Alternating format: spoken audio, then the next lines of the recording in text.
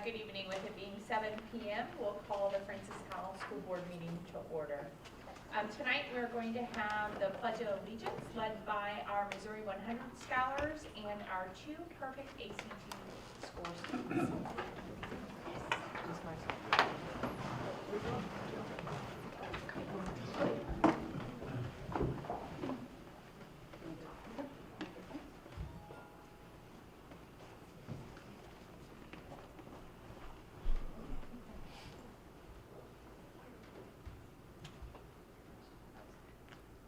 I pledge allegiance to the flag of the United States of America and to the republic for which it stands, one nation, under God, indivisible, with liberty and justice for all. Thank you.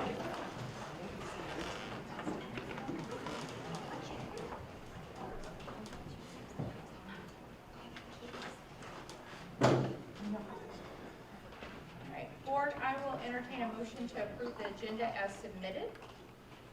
So moved. Second.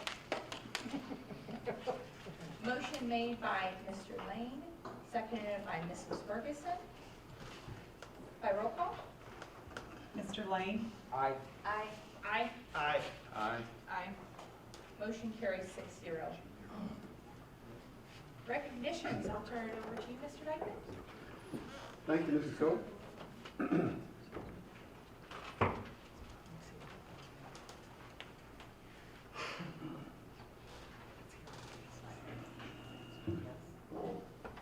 Francis Howell School District is proud to announce that 2 more of our students have recently scored a perfect 36 on the ACT test. Alex Wan from Francis Howell Central and Stephanie Monson from Francis Howell North are both part of a very select group. Only 0.6% of the almost 2 million students that take the ACT every year are able to achieve a perfect score. Alex is a junior at Francis Howell Central. Come on up, Alex. Stand next to me while I say nice things. Alex has a 4.6 GPA and is currently taking 5 advanced placement classes. He attributes at least part of his test success to a lack of stress. And I'm quoting Alex here. Like any other test, you walk in, you take the test, and you hope it goes well. It's just a normal test. When he's not in the classroom, Alex spends most of his time running track and cross country. It's his passion, but when he's not running on dry land, he's thinking about the water. He visited Stanford over spring break and would love to go there to study marine biology. Alex Wan.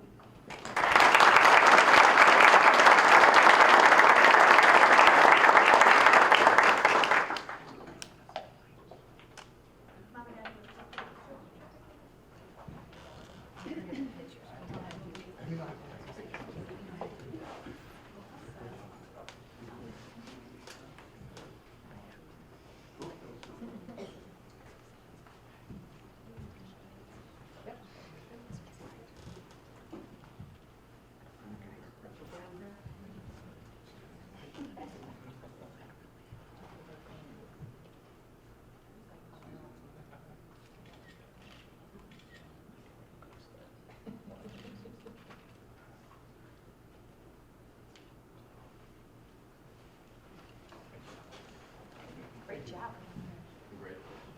You're very welcome. Great job.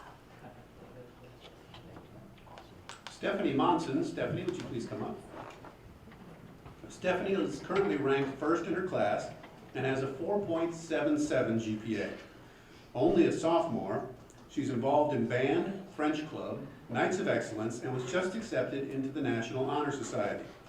Not surprisingly, she was recruited to help the Scholar Bowl team as well. She scored the perfect 36 on the ACT, wait for it, on her first try. Oh, wow. Stephanie has been a competitive skater since she was 11 and travels around the country for different competitions. She says the skills she's learned on the ice have translated well to the classroom. Stephanie Monson.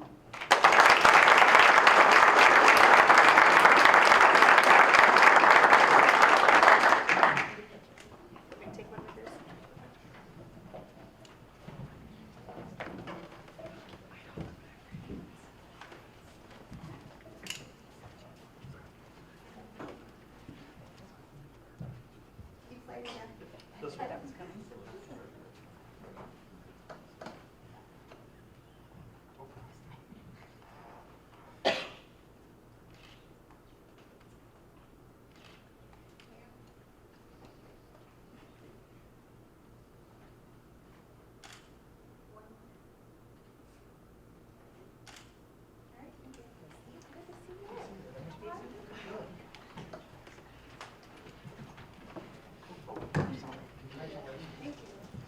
Congratulations, great job. 3 seniors from the Francis Howell School District have been selected for recognition as part of the 2017 Missouri Scholars 100, a program that honors 100 of Missouri's highest achieving students. James Dorman and Yuri Takanaka from Francis Howell North, as well as Rachel Stepanek from Francis Howell Central, were among the elite students selected this year. James, would you come up, please? James Dorman is currently taking 5 AP classes and carries a 4.80 GPA. He's a member of the Raven Robotics Club, the Mu Alpha Theta Math Club, the Science Club, and the National Honor Society. He will attend Purdue University in the fall on the Presidential Scholarship, where he will study chemistry and physics. Oh yes, and as a footnote, James actually scored a perfect 36 on the ACT last year. James Dorman.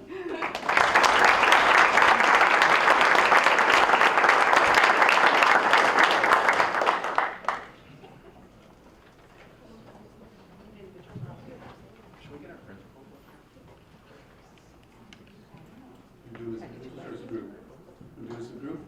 Okay. Too late.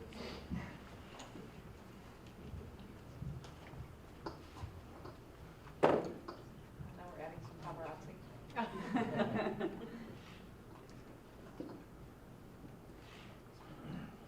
Hold on, I got one more.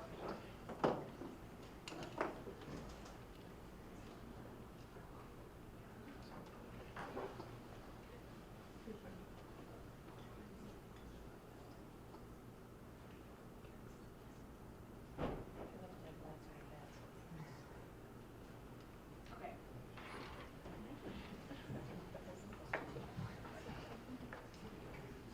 Yuri Takanaka. Yuri, would you come up, please? Yuri is ranked first in her class with a 4.86 GPA. She is also taking 5 AP classes, in addition to the Project Lead the Way Medical Intervention. She's a member of the Mu Alpha Theta Math Club, the Science Club, Student Council, and the National Honor Society. In addition to her scholarly achievements, Yuri is a competitive tennis player who placed 6th in individuals at the state finals this year. She will be attending Providence College on the St. Thomas Aquinas Scholarship. Yuri Takanaka.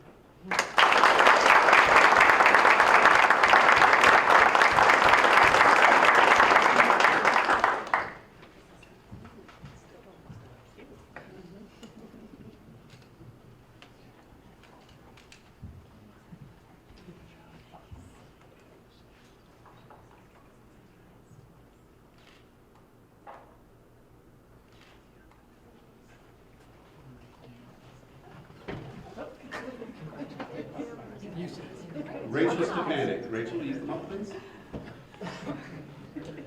Rachel has a 4.74 GPA and also scored a 35 on the ACT test. She's an AP Scholar with Distinction, a National Merit Finalist, a member of the National Honor Society, and a member of the Ravens robotics team. She's been in marching band all 4 years, and this year served as a section leader. Rachel will major in aerospace engineering and attend Missouri University of Science and Technology on the Chancellor's Scholarship. Rachel Stepanek.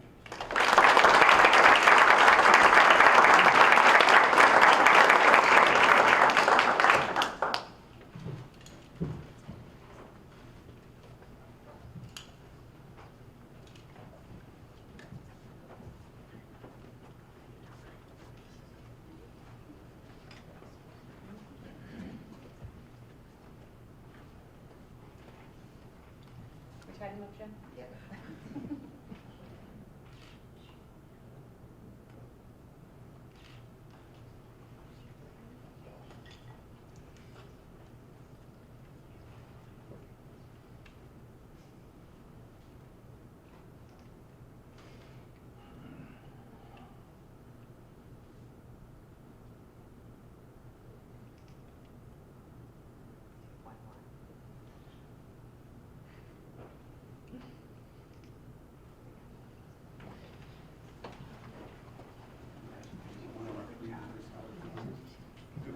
3 Missouri Scholar 100s together.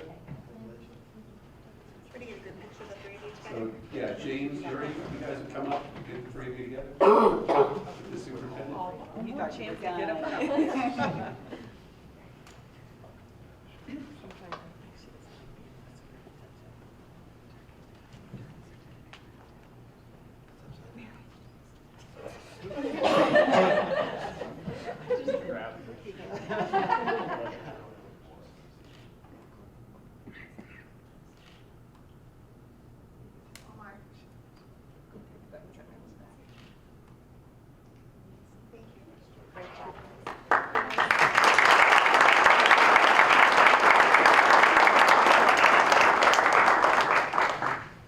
Thank you, Mrs. Cope.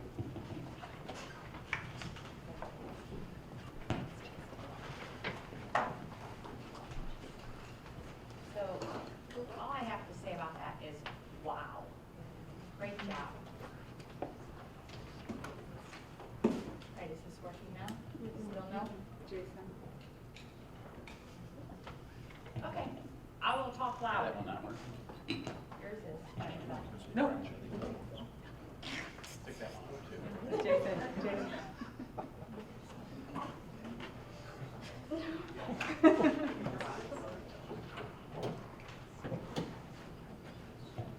Aha, okay, great.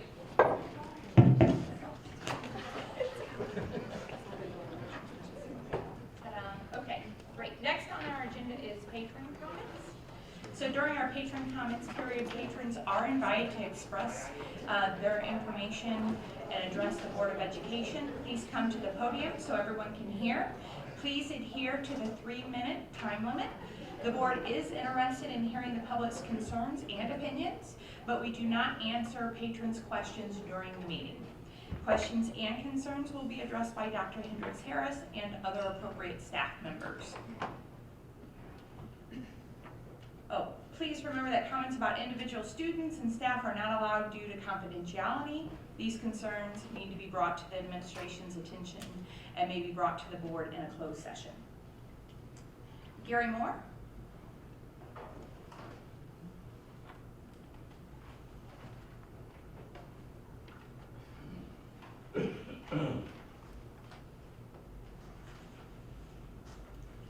Okay, hi, my name is Gary Moore, and I've lived in Francis Howell District for over 30 years.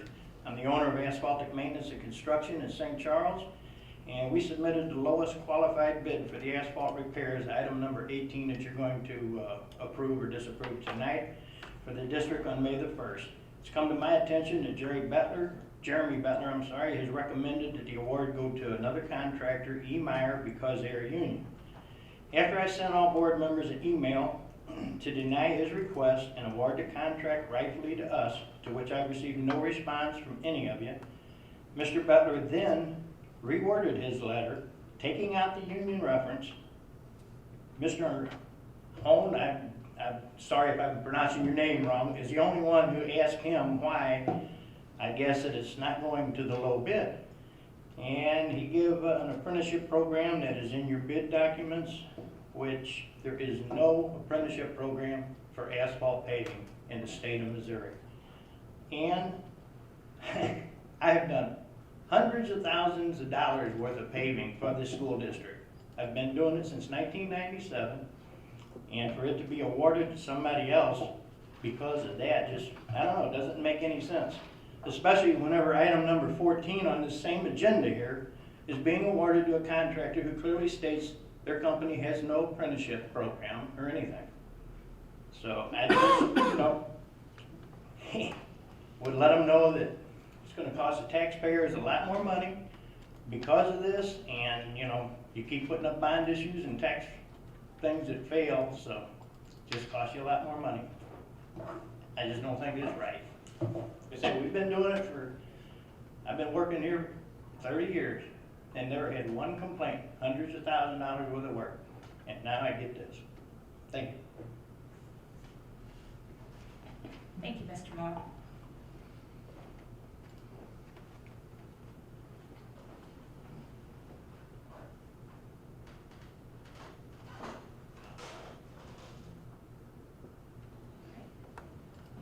AGA? BISPA? SAA?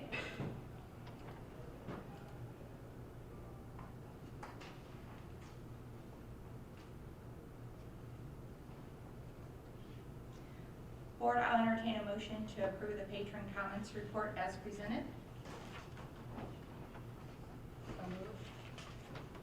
Second. Motion made by Mrs. Ferguson, second by Mr. Lane. Any discussion? By roll call? Ms. Ferguson?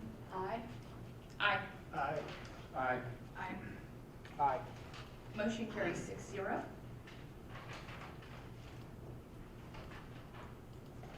Board, I'll entertain a motion to approve the consent agenda as submitted.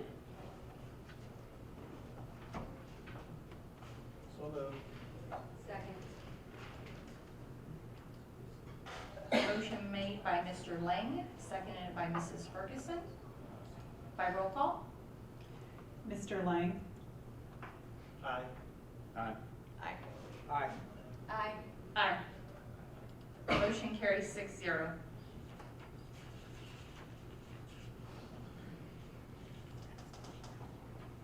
Next on the agenda is the MSBA report.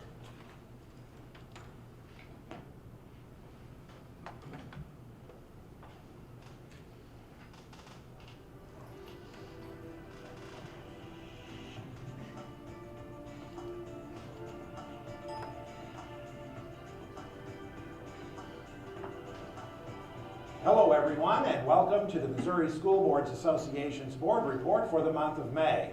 We thank you for the opportunity to share some news and information during a few minutes of your board meeting. We begin with a look at a U.S. Supreme Court case from Missouri that could have national implications for school vouchers. The case involves Trinity Lutheran Church in Columbia. That church applied for a grant from the State Department of Natural Resources to resurface its playground. That grant application was denied because of a provision in the Missouri Constitution prohibiting the state from using taxpayer dollars to fund religious institutions. That amendment's known as the Blaine Amendment. The church filed a lawsuit, and now it has worked its way to the U.S. Supreme Court. The court heard oral arguments on April 19th. In the meantime, Governor Greitens announced his administration would allow religious institutions to receive state grants, such as the one administered by the Department of Natural Resources. The case is important for public schools in Missouri and throughout the nation, since the Blaine Amendment is often cited by MSBA and other public school advocates as the reason the state may not provide public money to support private and religious schools through voucher programs. Many states have such provisions in their constitutions. Should the U.S. Supreme Court rule in favor of Trinity Lutheran Church, the case likely would give more momentum to the voucher movement in Missouri and other states. The court's ruling is expected to be announced sometime in June. MSBA has a long history of opposing the use of taxpayer money to subsidize private schools, since those schools are not accountable to the public. Rising income inequality in our nation, state, and local communities has become a major issue for our public schools. But what can our schools do to significantly improve the chances of success for students who come from low-income backgrounds? A professor of education at the University of California, Irvine, Dr. Greg Duncan, has explored that issue in a new book called Restoring Opportunity: The Crisis of Inequality and the Challenge for American Education. He was on the University of Missouri campus recently for a series of lectures on the topic, and we had a chance to sit down with him for a conversation. Dr. Duncan says, research shows charter schools and vouchers don't seem to have much impact on improving the prospects for low-income students. He says what really works are what he calls sustained supports in the classroom. If the focus was on trying to improve the day-to-day learning activities of the kids in the school, teachers needed guidance with curricula and with coaching and professional development in how to pull that off, right? And in these cases, they had a very strong system of professional development, Coaches, weren't coming in and criticizing, they were coming in and helping. So it wasn't the idea that teachers just go into their classroom, close the door, and no one comes in. They had a culture where they welcomed people coming in, observing, giving them advice in how to implement things in a more effective way. Duncan says if we fail to address achievement gaps caused largely by poverty, many students will continue to be at risk of losing their opportunity for success in school and later in life.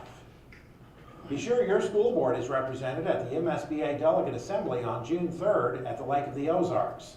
Delegates at this meeting will be discussing in detail a draft of a document consolidating MSBA's 3 existing advocacy documents into one.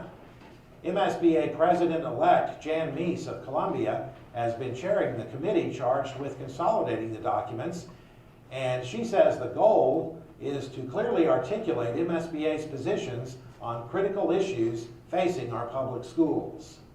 I think if we have a clear, concise message that we can give to our legislators or that we give to our lobbyists to help us achieve what we need for the success of our public schools here in Missouri, that was the whole purpose of this, to make it short, sweet, concise, and marching orders, more or less, if you want to put it in those kind of terms. MSBA's Advocacy Committee and Executive Committee have been working for several months on the consolidation of MSBA's legislative resolutions, platform documents, and the Missouri Public Education Vision Project document. The June Delegate Assembly will be held during the 2017 Leadership Summit, scheduled for June 3rd and 4th at the Lake of the Ozarks.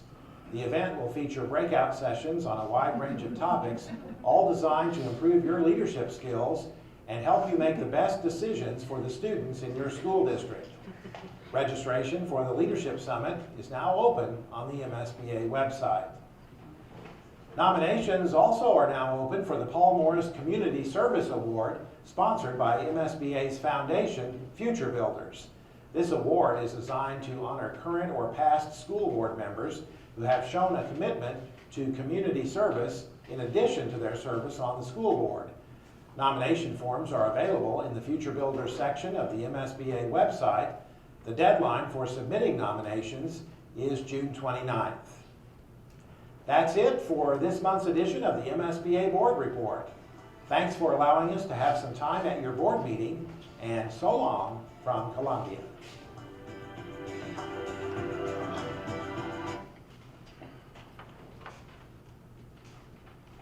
I think that MSBA needs to get some additional footage.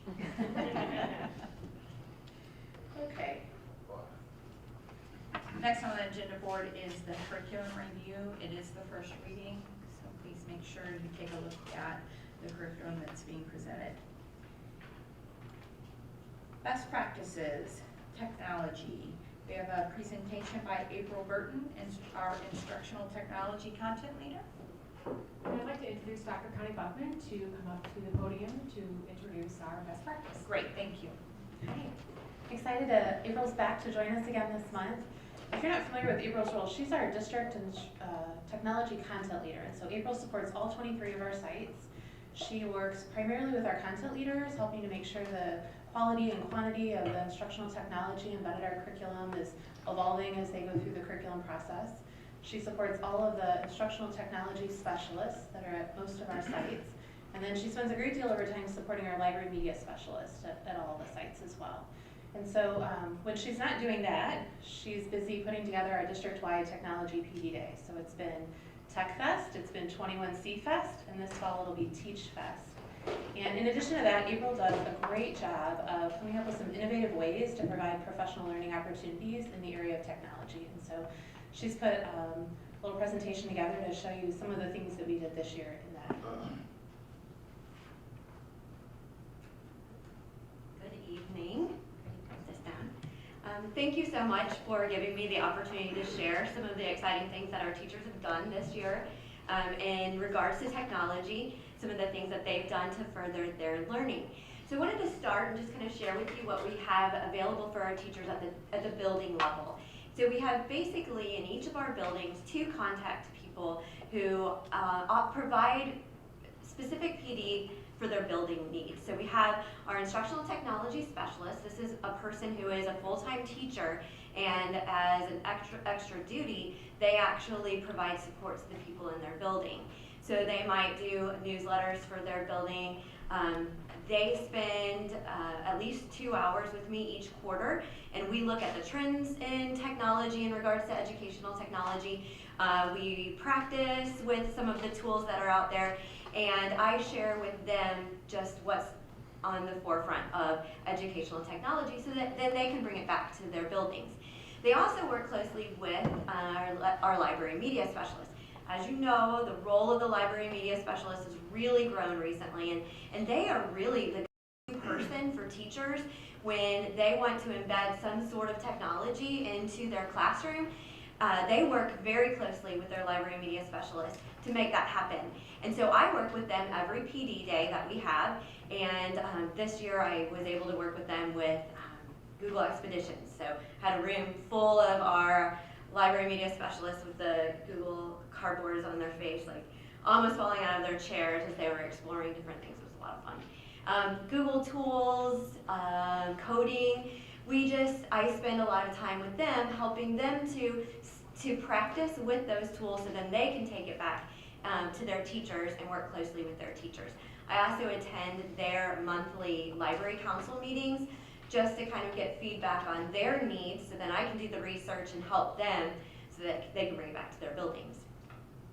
In addition to that, Connie talked about our 21C Fest, which according to our district technology plan, we have always allocated one day each year to really focus on technology in education. And so we provide kind of a conference style format PD day for teachers.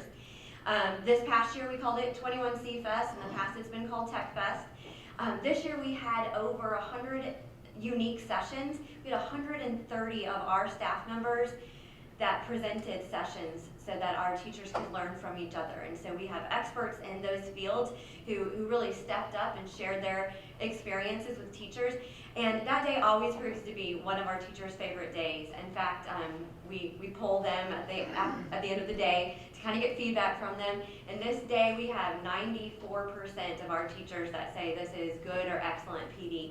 So it really fits their needs exactly where their needs are. And it's very self-directed. So they choose what they are interested in going to, and they learn, and then they can turn around and implement it into their classroom. This fall, well, when we started school, if you remember, seems like forever ago, the Olympics were happening. So I used that as an opportunity to challenge our teachers because the ISTE standards had just been revised this past summer. So ISTE is the International Society for Technology and Education, and they revamped their standards for the first time in 10 years this past summer. So I saw that as an opportunity to make our own little tech games. And there are 5 different ISTE standards. So I created 5 different events for them. Within those events, there were challenges. And so they just kind of created a rationale for how they were meeting that challenge and shared their experiences. So we actually, when I started this, my goal was, could I get 50 people who will try it? I awarded over 154 medals. So I was so excited to share that. And the teachers just tried so many different things. And so what I had them do as part of the experience was share what they had done. And then I used that and kind of created some one-pagers that I shared out in district publications just to kind of share out those experiences. So this is an example of one because one of the ISTE standards is in regards to using technology in a variety of ways to assess students or really for more formative assessments of students. And so I just kind of gathered what teachers said, collected it, and shared it out with our teachers. Also, October is Connected Educators Month. So I took the month of October to connect us through Twitter. And so each day we had a Twitter challenge. And throughout the month we had a couple different Twitter chats. So teachers would address the challenge. Every day I would post what the daily challenge was, and then they would share out on Twitter with the common hashtag FHSD tweets. So really, if you could right now go through and search the hashtag FHSD tweets, and you can see all of the really awesome things that our teachers were sharing throughout that month. And this is actually one of my favorites. The very last day of our Twitter challenge, you were supposed to retweet your favorite tweet. And I think this one says it all about how impactful the teacher's role is in our students' lives. So I encourage you really to go back, if you're on Twitter, go check out FHSD tweets, and you can see all of the things that our teachers shared throughout that month. And then this semester, we offered several different opportunities for teachers to extend their learning after the school day. So, I mean, our teachers are busy, busy, busy, but we had over 70 teachers who took advantage of some of these opportunities. So we offered some face-to-face workshops for just one evening. They spent a couple hours learning about Breakout EDU, which I don't know if you're familiar with what that is, but it's like escape rooms. So if you've heard the buzz about escape rooms. So that has really surfaced in education, where we're using our content to really engage students. So we taught teachers how to use their curriculum and pair that with the Breakout EDU. We learned about using QR codes and digital scavenger hunts and Google tools and how to effectively use those. We also offered different blended opportunities where teachers also earned Lindenwood credit and spent hours and hours engaging with our content. So we have over 40 teachers who at the end of this semester will be able to take their Google Level 1 certification exam because they spent over 50 hours working on Google tools and how to use those for 21st century skills in their classroom. So here's just a couple of teachers who have shared what they thought about the cohorts. So I don't know if you can press play there. This beginning Google course has been great. Being able to work it in on my own time and a little bit at a time has been perfect. I've picked up tricks and ideas along the way, and it's a flexible way to have professional development and has very useful information that I can immediately implement into my classroom. Also, I've been wanting to try Google certification for a while, and this was the perfect way to fit it into my schedule. And I also have a couple other just quotes from some of the other teachers that were in the cohort. This is not advanced. There we go. So this is Laura Long, who is a library media specialist at Sager, and she saw this cohort as an opportunity to really pack her tool belt, as she called it, full of different ways that she can help with her partnership with her teachers in using those collaboration tools, those creativity tools that Google has to offer. And just looking in the future, plans for 17-18 are definitely underway. We have 8 different opportunities for teachers to continue to learn about educational technology and how that can be used in the classroom over summer.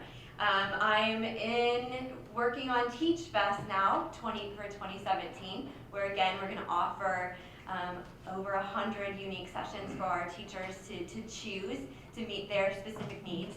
I'm also looking forward to engaging in another Twitter challenge, so maybe we'll see some of you there. And you can share out or at least stalk us on Twitter and follow our hashtag. And then we're also looking to expand those cohorts again next year as well. So that's really all I have. It's a lot, but I do appreciate you letting me come and share. Do you have any questions for me? I have one question. You mentioned Google Level 1 cert. Could you explain? Sure. A little bit So about that? What does Google, that mean?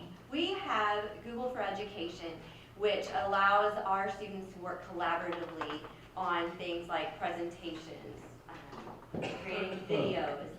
And so Google has actually established a program for educators where they have to learn to use these tools in the classroom setting for 21st century skills. And they have a series of assessments. So we walk teachers through the Level 1 assessment where they have to take a 3-hour assessment. We actually have some of our folks over here who did it this semester as well. Dr. Greiner, Dr. Buckman did it as well, and several of our content leaders, where they really have to prove their understanding. And it's not just a multiple choice assessment, but they also have performance events in there too. So they have to really prove that they can use these tools. And is there more than Level 1? Yeah, there's Level 2. So we have several of those teachers that were in Level 1 this year that are begging for Level 2. So they are asking again and again, are we going to do this? Are we going to do this?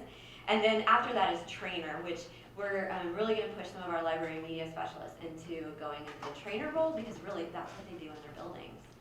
So. Great, thank you. All right, any other questions for? All right, well, thank you. Thank you so much. Thank you. And April, I just want to thank you for the variety of ways that you continue to support our teachers and our library meeting specialists. And there's only one of you, and there's lots of buildings, lots of teachers, but you seem to do it with such ease and unique ways that you reach out to engage teachers with technology. So thank you, thank you, thank you. No problem. My pleasure. I love it. Thank you. Thank you.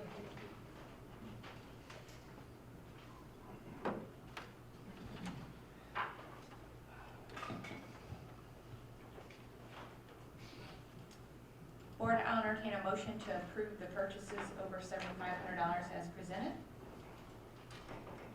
So moved. Second.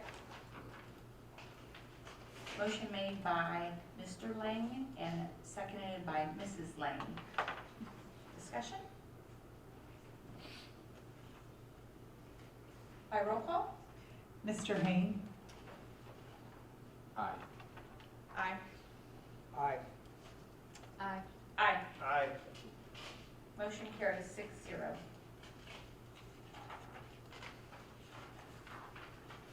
Board, I'll entertain a motion to approve the April 2017 financial statements as presented. So moved. Second.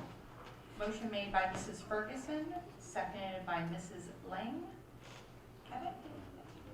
I have nothing else, Mrs. Coker. Thank you. Board, any questions?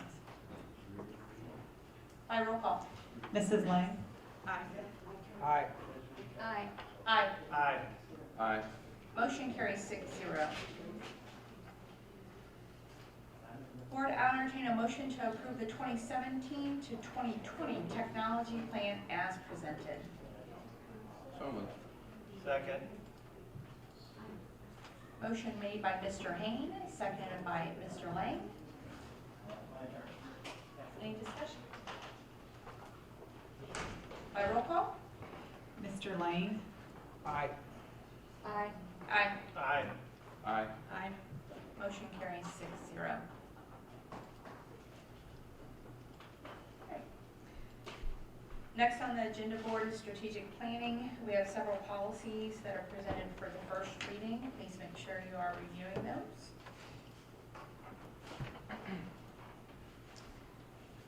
Item B is our revised 2017-2018 board meeting schedule.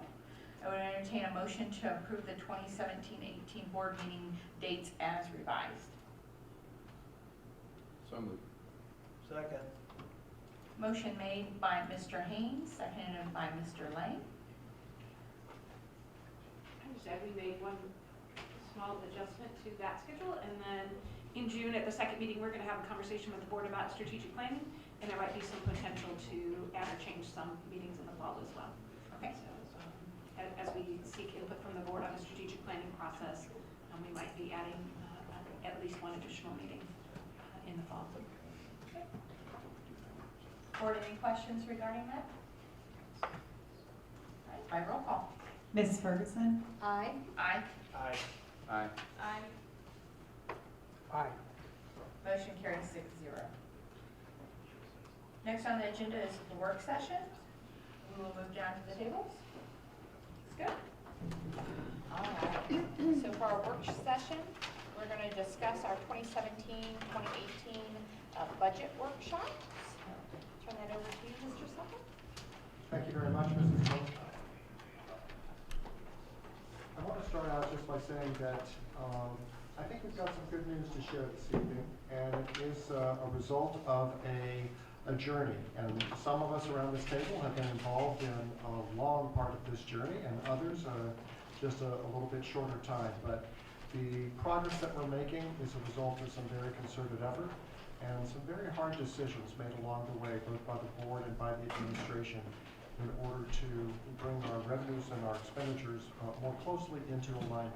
So I'm very pleased to share some information with you tonight about our budgetary plan for next year. First, to paint the picture, I think we have to remember what happened as we made our journey to 2017-18. And you know, we talk about the numbers quite a bit, but sometimes we forget what went into those numbers. So we reduced our budget in the 15-16 school year by a little over $8 million, and $4.2 million of that was directly in personnel costs. There were 28, almost 29 classroom teachers. There were another 8 or so certified instructional support positions. We had a number of non-certified support positions, 18 instructional paras, almost 4 administrative assistants, 2 facilities positions, and 2 other support personnel. That is a big change in the way that we had to do our business. You know, our class sizes were a little different as a result of those classroom teachers being gone, and our teachers in general just did not have as much support because of those non-instructional positions that were removed. And then on the non-personnel side, you know, that was the first year that we began to reduce our technology refresh cycle. And that, again, is having a big impact on our ability to remain cutting edge in terms of our technology, particularly as we have integrated technology into our delivery of our instruction. Big reductions in supplies and so forth. This was a year that we reduced tutoring for all of our buildings. Again, another support that was available to support our teachers. A large reduction in the professional development funds allocated for our teachers and administrators. And curriculum development really took a fairly large hit. We placed a lot of curriculum development on hold, and that was a very large part of those reductions. So again, fiscal year 16, $8.2 million worth of reductions. Most of the, you know, over half of that was personnel. But just reminding ourselves of what went into getting us to where we are today. And then for our current school year, we've cut another $4 million out of the budget for this year, and $3.2 million of that was in personnel. Again, reductions in both certified and non-certified staff, and then a number of reductions in both our purchase services and supplies. Things like the student drug testing program. Francis Howell had been a leader in that area when it was first introduced, and that's something that we determined we were no longer able to offer. We asked all of our buildings to reduce their building budgets by 12%, which is a pretty significant decrease for them. We suspended, again, our technology refresh cycle, and we reduced the amount that we were spending on furniture, fixtures, and equipment, as well as our supplies and textbooks. And again, it's those items that are done in cycles that when they get off cycle have a significant impact. So catching up from 2 years of not purchasing technology puts us way behind the curve and makes it much more difficult for us to bring ourselves to where we need to be. Not doing our curriculum according to our regular cycle puts us well behind the curve and places pressure and causes us to do things in a less systematic way. Again, furniture, fixtures, and equipment. We didn't previously spend a terrible lot of money in that area to begin with, and placing a hold on that is having a big impact on our buildings, because you know, we have 17,000 kids sitting in desks all day long, 169 days a year, and those things tend to wear out. And we need to be able to make provisions for that. So just a reminder, that's part of the journey of how we got to where we are today, and will be important to note as we go forward that most of those reductions are not being brought back. Those that are being brought back maybe in a different way or at a lower level than previously. So as we talked with the board last fall about the fiscal year 18 budget, we were looking for some direction, and the board was pretty clear that they would like to see us bring back the tutoring program. They felt that was very important, that we provide those supports to our struggling learners. So the fiscal year 18 budget does include the $230,000 for tutoring.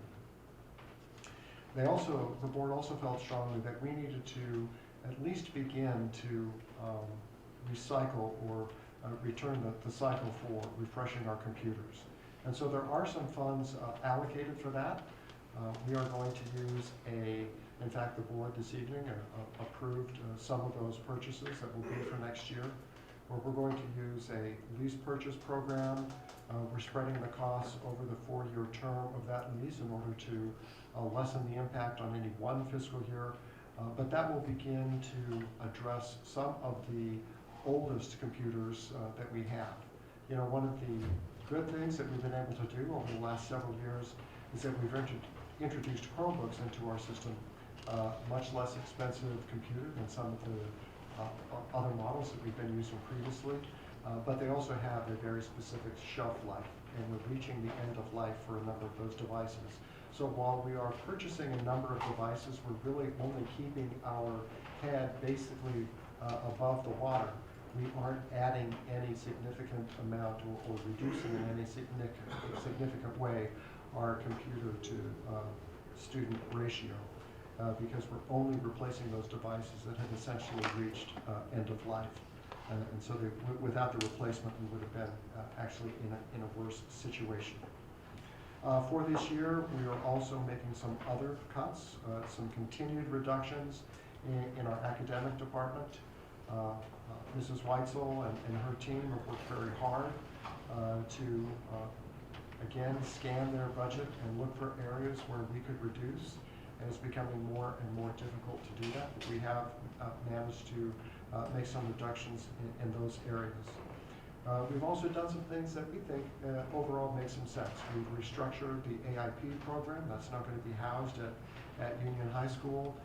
We think that that will bring some real synergy, and it's going to help us save some money. Not a terrible lot of money, but it is an efficiency that we can build into our program. We always have a transition day for those kids who are moving from elementary to middle school and from middle school to high school. We'll continue to have those transition day activities, but we won't be providing transportation this year.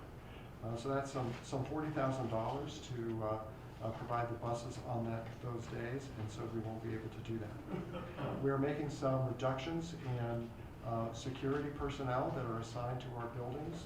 We believe that that's possible for us to do because of the investment that we've made over the years in security cameras, access control systems, the vestibules at our 3 high schools allow us to have a more secure campus during the day, which alleviates the need for some of those additional physical security personnel on campus.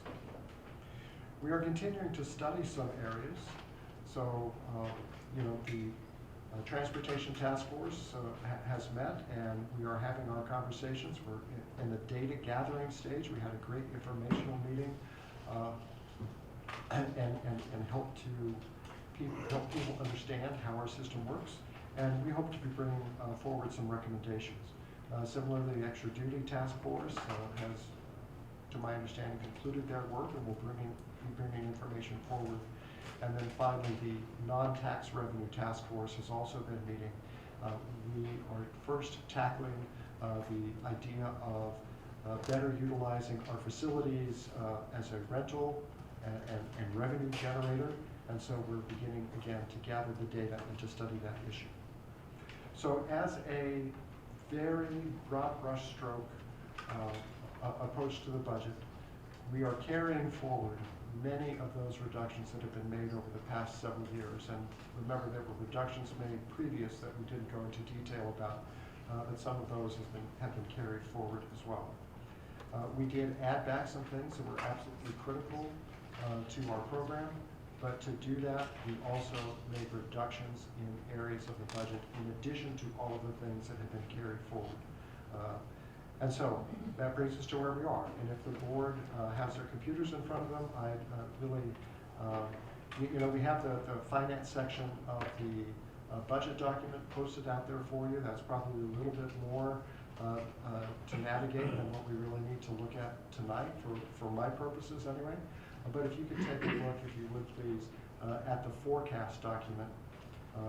We'll talk first about how we're going to, what I think we're going to do in terms of ending this fiscal year, which is a precursor for where we'll be for the end of next fiscal year.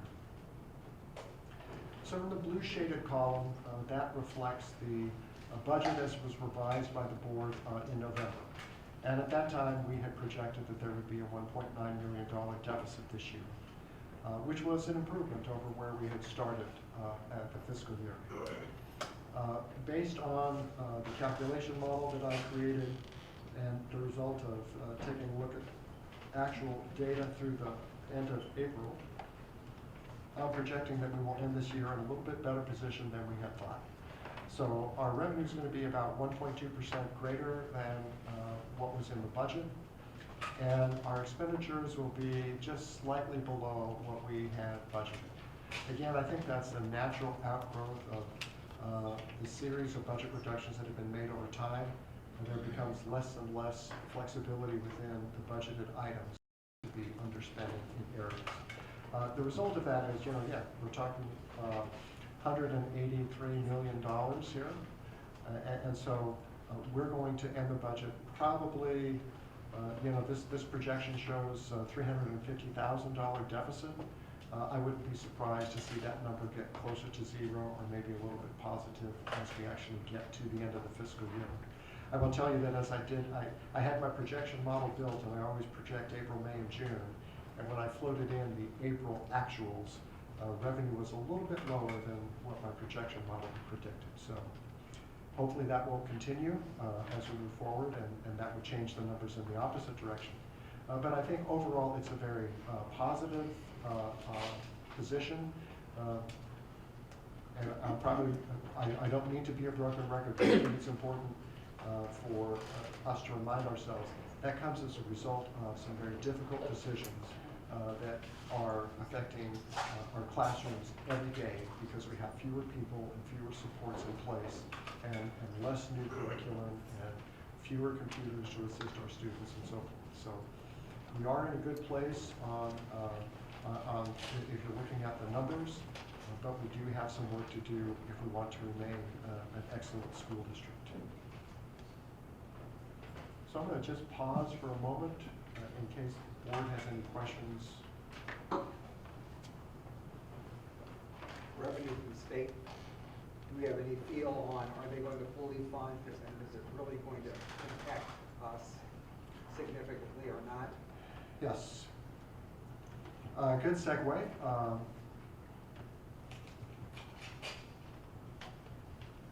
The General Assembly has approved a budget which is awaiting the governor's signature that includes $48 million for the formula, which on paper is going to be enough to fully fund the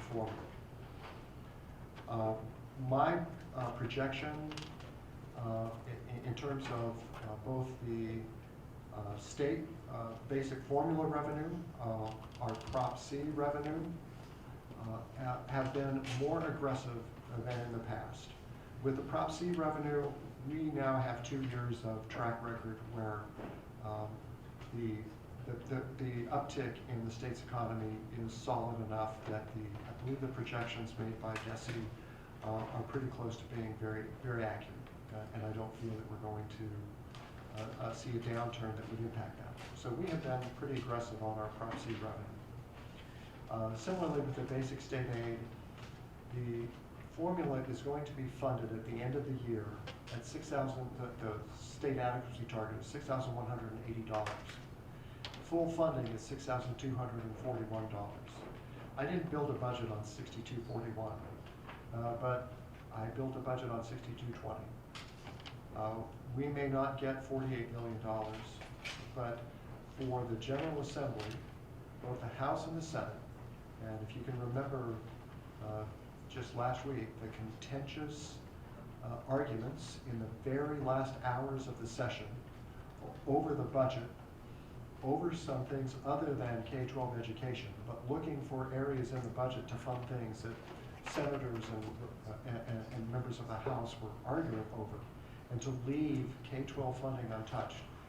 I believe there will be a very strong push by the General Assembly to see that that budget is funded. Now, that said, it is in the hands of the governor, once the budget is signed into law, he has a constitutional responsibility to balance the budget.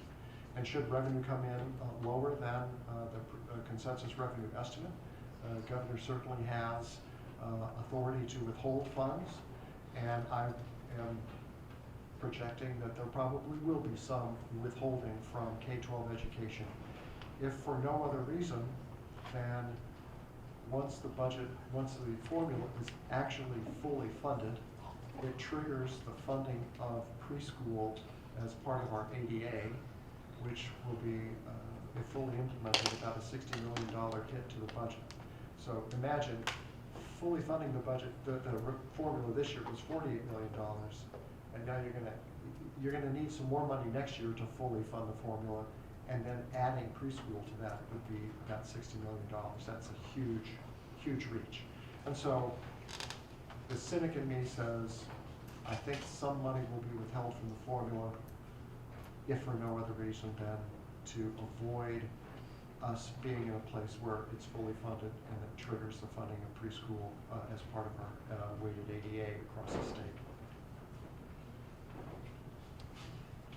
The next document I'd like you to take a look at would be the 5-year projections.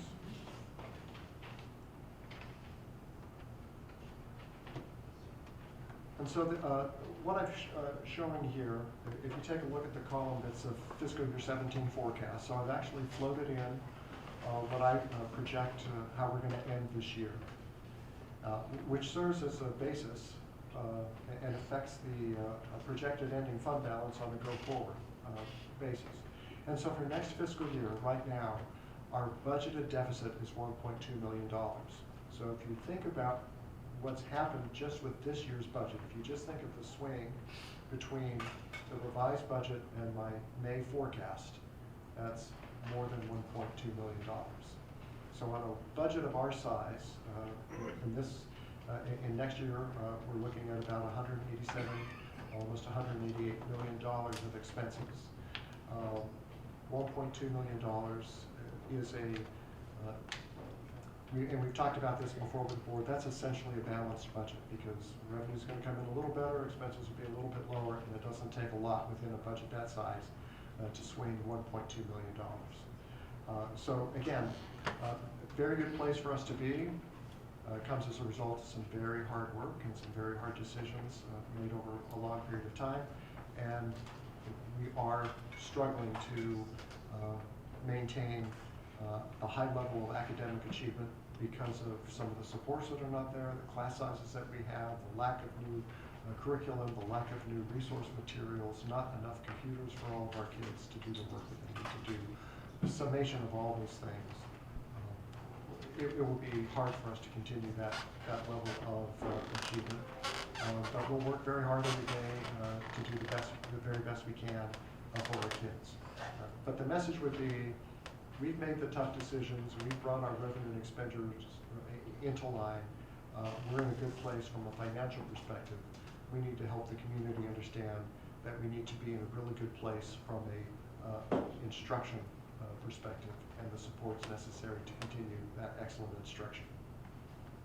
So if you take a look just on a go-forward basis, you can see that there are some variations in the size of that deficit on a go-forward basis. Some of the things to note would be that are contributing to that. For fiscal year 18, for next year, I made a reduction in the amount of revenue that we would receive from Normandy School Collaborative as a result of the transfer program. The Normandy superintendent is confident that the State Board of Education will grant them provisional accreditation in December of this year.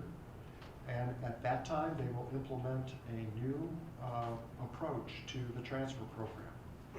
And most likely, I mean, we're trying to anticipate exactly what will happen based on what happened with Riverview. We think it's likely, I think it's likely that we will continue to see the same number of children for the last half of fiscal year 18 as the first half, but that we won't be paid as much per student from Normandy. So I've reduced our revenue. For fiscal year 19, however, because if the model that was followed in Riverview is matched, there won't be transportation provided. And the likelihood of 200 students making their way from Normandy to Francis Howell across our various our geography, not very likely. So I've essentially eliminated transfer program revenue in fiscal year 19 and beyond. And so one of the reasons you see a big jump in the deficit is the loss of that transfer program revenue, and then that's kind of carried forward.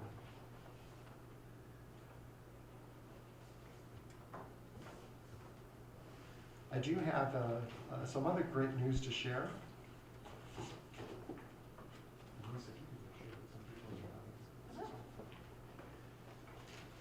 And I really want to, as these are coming around, I just want to take a moment and acknowledge and thank Cindy Rolliman, Director of Finance. She works very, very hard on compiling this budget document. So what you see is essentially what Cindy's life has been for the last couple of months, quite literally, and we're not quite done yet. And I'd also like to thank Jen Henry. So we've created a little infographic that we think is a great tool for us to use in the future with our patrons, a way to look in a snapshot at what's happening with our budget. It's just another communication tool, taking that very, very large document and condensing it down in a way that helps people see kind of at a glance what's going on. So Jan Henry and Cindy worked very hard to put this together. It's literally hot off the press. You might, earlier this evening, might have actually felt the heat on the pages, but we're very, very pleased with that. We're also working on a citizen's guide to the budget, which will be a very small, maybe 10 or 12 pages long, that will not be explaining all the things that are happening in next year's budget per se, but helping people understand what are the main things that are driving our budget. What is our main source of revenue, and how is that impacted? What are the main drivers of our expenditures? How is our district structured? What are some of the main things that are happening? So we're very pleased to be able to offer those new tools. And we hope that by the time we get to the second meeting in June for approval, we will have a near final copy of the Citizens Guide that we'll be able to share with the board as well. The other thing that I want to talk about a little bit, because there's been a lot of conversation at various points in time, is about our debt service. So good news is our assessed valuation increased this year, and that's going to help us out. The bad news is for the next couple of years, we're still not collecting on a current basis as much money as we need to pay our principal and interest payments on the outstanding debt. And that's a result of debt schedules that were made, impacted by decisions made sometimes 20 years ago when the bonds were first issued. As the district was rapidly expanding, they needed to build new buildings, and so bonds were issued, but the money to pay for those bonds was not there, so they backloaded a lot of that debt. They put much of that debt in the outer years of those 20-year bonds, and that's now all kind of coming together. So our debt schedule is pretty high for the next couple of years. Now, we have reserves in our debt service account, so there's no problem about meeting our principal and interest payments. But on a current basis, it's not generating enough revenue. If we continue to see some good growth in assessed valuation, that's going to help us out. But I know there's been some conversation among the board previously about would it be possible to transfer some of our debt service levy to the operating side? And the answer is yes, but. And yes, that's always possible.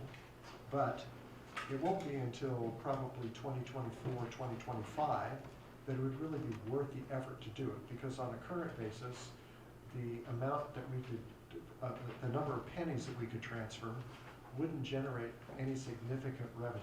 So it doesn't make any sense to hold an election, because you have to have an election, to transfer 5 cents and move $1 million. That's a lot of effort for not a lot of result. So it isn't until we really begin to retire a lot of that outstanding debt that we would have closer to 35 or 40 cents that we could transfer that would be significant. Having said that, the other but part is we have aging facilities, and the capacity we have within our current debt levy may be better used, in my opinion, to issue some additional bonds to give us a sufficient amount of capital to really begin to address in a systematic way some of the facility needs that we have. And so, yes, I think that's possible, but my caution would be, one, it's going to be a while before it would really be worth our while to do it, and two, I really think that in a much shorter term, we would need to consider another bond issue. The good news is that from a debt perspective, the $1 million or $3 million that would be generated or freed up on a current basis based on the payment of our debt levy, our indebtedness, would be sufficient to begin to make additional principal and interest payments. So you could probably get a very sizable bond issue with no increase in the debt service levy. So it's much easier for us to fund the payment of that additional bond issue than it would be to wait and transfer to operating. So I think that's a broad brushstroke. The Finance Committee had a goal. Its goal has been to maintain at least a 15% fund balance to the end of fiscal year 18. And you can see from the projections that we are anticipating an 18% fund balance at the end of fiscal year 18. So we're in that sweet spot of meeting that goal. We have made those hard decisions over time. We've brought our revenue and expenditures into line, but we know there's a tremendous amount of work to do. And I think that our strategic planning process that was going to take place this fall is going to give us a good insight into where we really need to focus our efforts on a go-forward basis and help us create a plan that will map out where this journey will take us into the future. So we know the journey we've been on to get us to this point, and now we're going to begin the work of where that journey will take us into the future. So with that, Dr. Hendricks. I just have a few things that I would add or maybe reiterate from a higher level view. One, you can look at Kevin's projections and see how very close that he is. And so when I meet and have conversations with other school districts, I can tell you that especially lately, those variances are very admirable. So other superintendents, and when they review their budgets and their budget projections, wish that they were coming in as close as we are. There are a lot of variables that are difficult to predict at this point, and I know Kevin just gave kudos to Cindy, and we need to give Kevin some kudos as well for these projections. You are not going to be able to project exactly where your budget is going to be, and we definitely want to come in every time better than worse of our projections. And so Kevin throughout the years has done a great job of that, and those percentages that you see on that document are especially low, so I want to give him kudos for that. And then also just big picture, and I think you've heard Kevin say it several times, we have made reductions to keep us in that range that we need to be in, that 15 to 20% range. We've made reductions because the cost of education is getting more expensive. And so when we look at what is causing our budget some issues, it certainly is the cost of compensation, but it is also the cost of liability insurance. It's the cost of gas and gasoline. There's a 4% increase in transportation. It is not just any one thing. The cost of education anywhere is increasing. Our teachers have had their salaries frozen now for 2 years. That is not something we can continue to do. We have had conversations with Human Resources about other positions, not just our certified staff, where we are beginning to see some stress in the organization. People who are coming for short periods of time and leaving, or areas where we're not able to fill vacancies. And so the stress on the organization, the day-to-day work of all of our staff is getting more and more difficult as those resources have been depleted. We have restored technology next year to half of what we cut. And so we are not going to be a leader in the area of technology. And that is not only difficult for us to get our brains around, it's difficult for morale. We are accustomed to being leaders in the Francis Howell School District, and we are managing our work right now. And so we have been able to be fiscally responsible and hit our targets on Kevin's projections. But managing a district and being a leading district are two different things. So we're going to have to continue to have more difficult conversations in the coming months and do the strategic planning process about do we want to manage and get through the day, and do we have to fail in order to move forward, or do we want to lead? And I know that we've had those conversations in the past. It's very difficult to make those decisions and to understand where the community is at and how we might persuade and move forward to be the district that we all want to be. And again, you know, I think we forget because it's been over the course of time, but we have made significant cuts to extracurriculars. We've made cuts to security. We've made cuts to technology. Since 14-15, when I led the academic department, over $1.5 million cuts to the academic department. I mean, those are some significant big numbers. The organization just can't continue to do what we do and do it well with the stress that we're putting on the organization right now. Mr. Supp, I had a question. Sure. Or actually more of a comment. Could you explain, remind us board members that have been on for a while, and maybe explain to our new board members with your regards to your 5-year projection, what you don't put in there. So for instance, there's not salary increases put into your budget. Is there other things such as increased medical and health insurance expenses? What is in here and what's not? We have chosen not to include any estimate of salary increases for any of our employee groups. I do need to build in something for the cost of benefits. That's a difficult thing to estimate, and I would say if there's one thing in here that's probably subject to variation that is not able to be accurately predicted based on past performance, and that's going to be what the cost of our benefits will be. One of the reasons I've introduced on a quarterly basis an update to the board of what we're doing with our insurance program is because it's becoming an increasingly big part of what drives our expenditures. Interestingly enough, just as a very short aside, Warren Buffett recently wrote an article in which he said that CEOs of major companies need to stop worrying about tax cuts. Quit pestering the government to reduce your taxes. That's not what's going to impact your bottom line. You've got to focus on healthcare. Healthcare is going to bankrupt you more than anything else. And I can see that impact happening here. To maintain the level of benefit that we have is going to be increasingly difficult on a go-forward basis. And we just have to work very, very hard to do everything we can to reduce the cost of that on a go-forward basis. But those costs are included in there. I do make an estimate about increases in items like utilities. You know, we try to be very energy efficient. Some of that was reflected in the annual report that you approved this evening. But even as we become more efficient, the rates for utilities go up. And so our costs are increasing even as we become more efficient. And then finally, you know, just on the revenue side, we are, you know, carrying forward a belief that the state is going to continue to fund us at a particular level. And one of the things that is an unknown factor that's going to impact us in the very, very near term, it's very likely that this fiscal year for the state will trigger the tax cuts that were approved several years ago. And so everybody's going to get a 0.25 percentage point reduction in their tax rate. And that's going to have a big impact on state revenue. About 70% of state revenue is individual income taxes. And you're taking a 0.25 percentage point off everybody's rate. In addition to the corporate income taxes that have already been reduced, that have been impacting this year's budget so much. So the ability for the state to continue to meet all of its obligations and to manage the loss of revenue from those tax cuts will be very, very difficult. And we only have to look just slightly to our west to get an understanding of what happens when all of those things begin to happen all at once.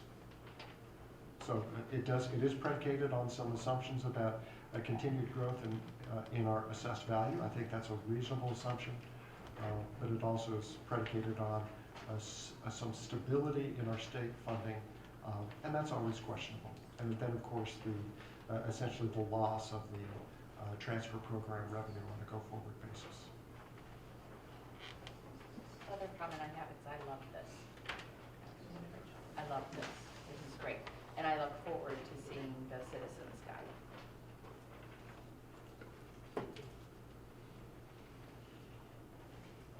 Mr. a couple of questions.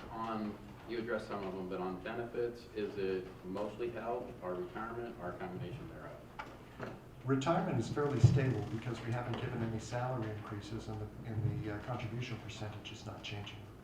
So retirement is fairly stable with the one caveat that for next year, we're having to right-size the budget. So it's not that our retirement expenses are increasing, but this year the budget wasn't correct.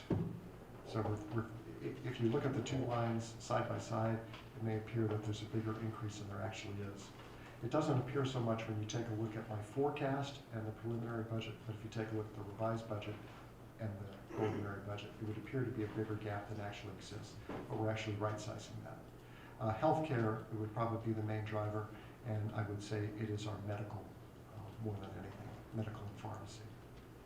And then on the growth for local, that's with our reassessment programs, and every odd year is a reassessment year. So is that where, I mean, it looks like there's a little bit of a jump, but do we see a bigger jump in those years than we do the other years, or is that more or less a flat line calculation that you're using there? Well, again, I built in an increase percentage, but that increase is only a couple $1 million. So we don't, again, we can only increase based on CPI, and CPI has been really pretty low.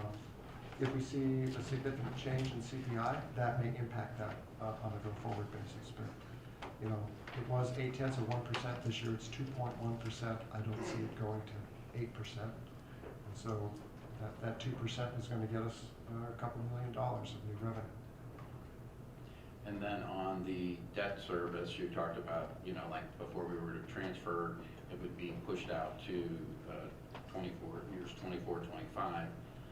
But in order for us, if we were to go out and ask for a no increase bond issue to repair and replace some of our infrastructure, how many years earlier, and I understand, you know, I know that's a guesstimate at this point, but I mean, are we talking 2, 3 years, 5 years, 10, you know? 2 years at most. 2 years at most, so you're looking at 22, 23 is when we go out or something. Oh, I would say, I'm thinking more like 2020. Oh, okay, in 2 years. So it would be 4 to 5 years sooner than we could have a reasonable amount of recovery. Yes. Okay. All right. And again, it will require some structuring of the debt so that the current payments are going to, the current revenue is going to help offset those additional bonds. But again, with the amount of debt that's going to drop off, it will be very easy to backload a lot of that debt for a relatively because it drops very quickly. About 2028 or something, we need only about 20 cents of debt limit. So we've got a lot. We're in a good position to do something with a long-term perspective to fix our facilities.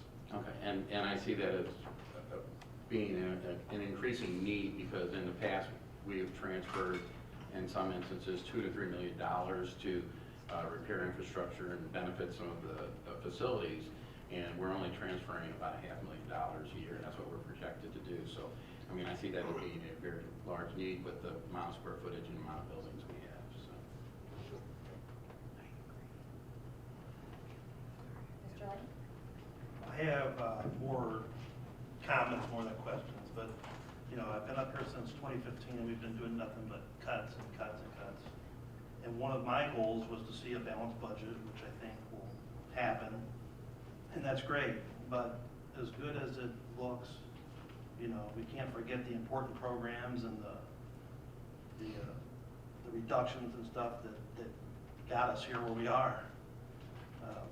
We need to get some of that stuff back, or our academics will start to slip, and you know, our facilities will dilapidate. Like Mike said, I mean, we're in the facilities committee, and they're getting less money with more issues on the horizon. And I just had a question, maybe as far as medicals, how we looking on the clinic that we were discussing. We just had a meeting yesterday with Parkway and Pattonville to talk about feasibility of a joint venture because there's a lot of overlap between where employees live and where they work between our three districts, which are basically contiguous at various points. So where we are with the clinic, I would say not in the next year, because I think there will be some significant advantage to partnerships, because we'll be able to offer perhaps longer hours, and thereby be able to serve more people. So we're moving forward, but it's probably not going to be something that will happen for the 2017-18 medical plan year, but more in the probably 18-19 plan year. The good news is, whenever we're ready to go, we can go. It doesn't have to be coincident with any other event. Okay, and I just want to add, while we have the opportunity to discuss that, the worksite clinics are not a benefit. They will be a benefit to our staff, but it's not going to be something that's going to cost the district money. It will actually, in the end, save the district money. So we've gotten some feedback that that sounds like a new perk that we're adding in tough budgetary times, and just want to clarify that that is not the intent of the work that is being done. okay, so good job on the budget, and it looks good.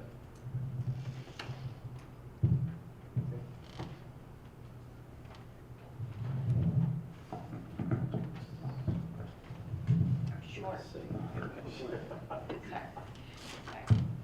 And I'd like to reiterate what Dr.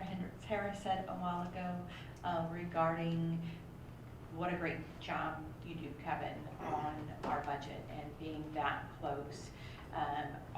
Because our numbers are so large, when we show a deficit or a surplus of a couple $1 million, there's people in our community that go, oh my gosh, you missed by a couple $1 million.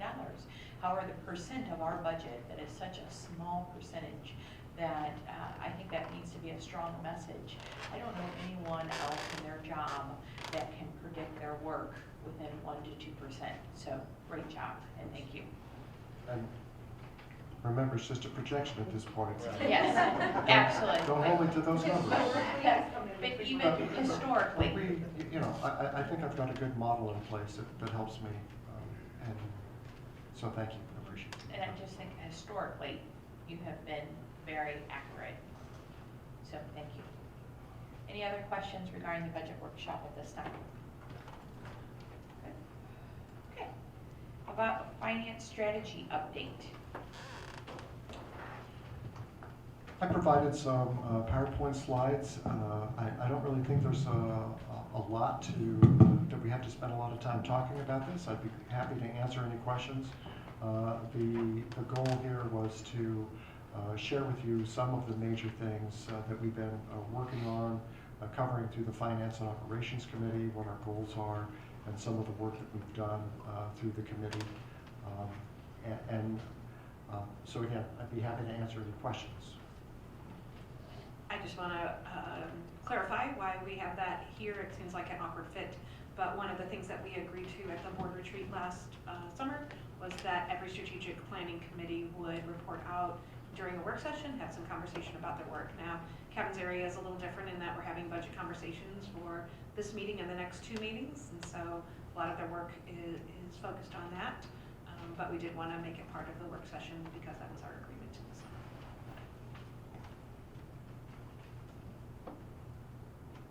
So the board hopefully had an opportunity to look at that before the meeting. Is there any questions for Mr. Supple at this time? If you think of any, I think we'll have the next couple meetings to continue to work through that. Okay, great, thank you. All right, superintendent comments. I just have a few things. As we close out the year, I've had the opportunity to attend some end of year celebrations, and I've heard from a lot of parents, both via email and phone calls, as well as at those celebrations, and they have shared some remarkable stories of their students this year and an appreciation for our staff and the difference they have made in students' life. It's one of the best parts of my job, actually. So I just want to thank our staff as they finish out the school year for their dedication and their commitment. I hope that they have a relaxing and enjoyable summer as they and are able to spend some time with their family. I want to let the board know of a few celebrations. Francis Hall North student Anthony Christensen has been recognized with the Robert F. Kennedy for the second year in a row. He is the only student in that award history to receive an award for 2 consecutive years. There are 13 awards given nationally. 2 are reserved for our students, and so one of our students has received that award 2 years in a row. That's pretty amazing accomplishment for us. As the board knows, Francis Hall Middle has been recognized as a National School of Character. It was one of only 83 schools across the nation to be recognized as such. As I told the staff at their celebration, I don't want them to lose the significance of receiving such recognition. The criteria is very high. That is the second time in the past 10 years that building has received that national recognition. So I will be attending a assembly in the morning where the students will be made aware of the announcement along with those from the Character Plus organization. Yesterday, a bus from Bryan Middle had a significant fire. As you know, the students followed procedures. They had practiced the drills within the last month, and they were evacuated safely. The cause of the fire right now still is under investigation, so we are unsure about that.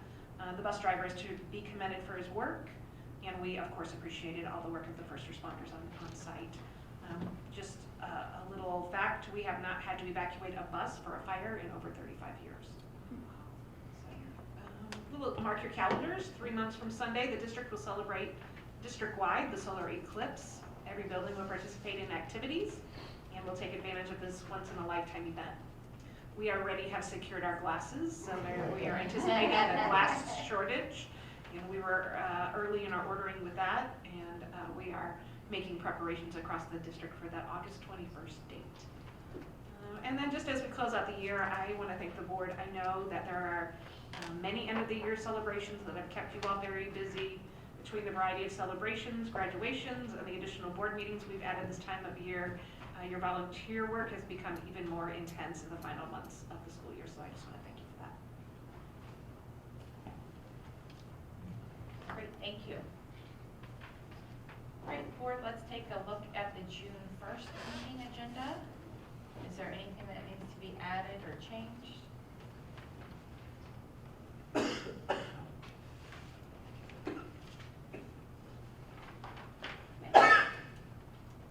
About June 15th.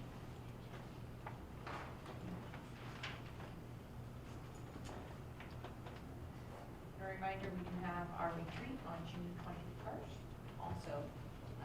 So there'll be 3 total meetings in June. If you have anything that you would like discussed in our agenda for the retreat, please let me or Dr. Harris know.